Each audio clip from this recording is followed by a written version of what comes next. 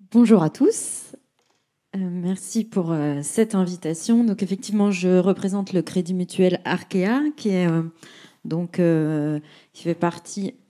donc qui est un groupe bancaire qui est constitué par les fédérations du Crédit Mutuel de Bretagne et Crédit Mutuel du Sud-Ouest, donc un acteur régional qui s'est positionné comme entreprise à mission depuis 2022 et qui se propose à cette occasion d'accompagner la transition environnementale de ses clients.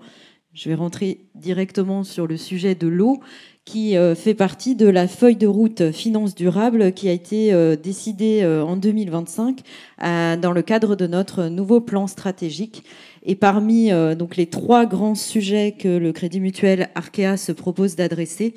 on va retrouver effectivement la protection de la ressource en eau et notamment des eaux potables.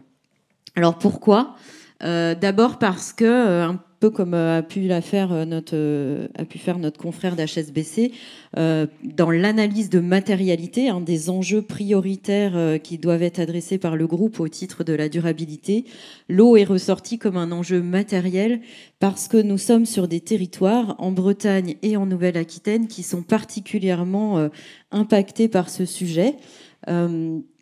Pour des questions peut-être hydrogéologiques un peu différentes, je parle sous le couvert de l'Agence de l'eau notamment, entre les territoires bretons et girondins, mais pour autant, c'est deux territoires sur lesquels on voit bien que ce sujet devra être adressé.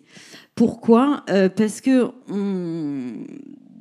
par rapport alors un petit peu de la même façon, sans rentrer dans des analyses aussi détaillées, puisque c'est ce qui va être fait dans le courant de cette année 2025, on voit bien que c'est un sujet, il y a un sujet de dépendance de nos clients, de nos contreparties qu'on finance, des entreprises dans lesquelles on a des participations par rapport à ce sujet de l'eau, et on se doit en fait, pour des questions de risque, de pouvoir quantifier ces dépendances et de pouvoir aussi les mesurer pour pouvoir mesurer notre propre impact vis-à-vis de la ressource en eau, puisque dans le cadre de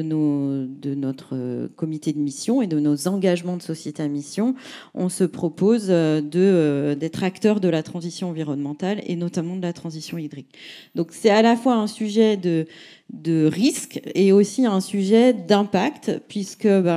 à travers nos financements, on peut avoir un impact négatif, mais on peut aussi avoir un impact positif. Et c'est là où ça devient aussi une opportunité de contribuer activement à la préservation de la ressource et à la résilience de nos contreparties, à la fois en termes d'entreprise et de territoire.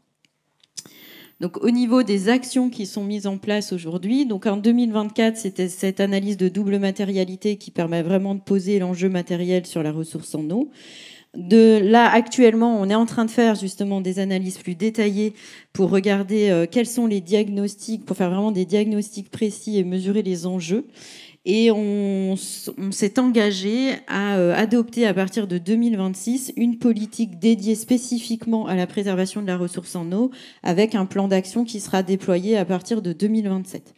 Donc ça ne veut pas dire qu'à date, nous n'avons aucune action par rapport à cette ressource. On a notamment, dans ce qui est proposé aux entreprises, à la fois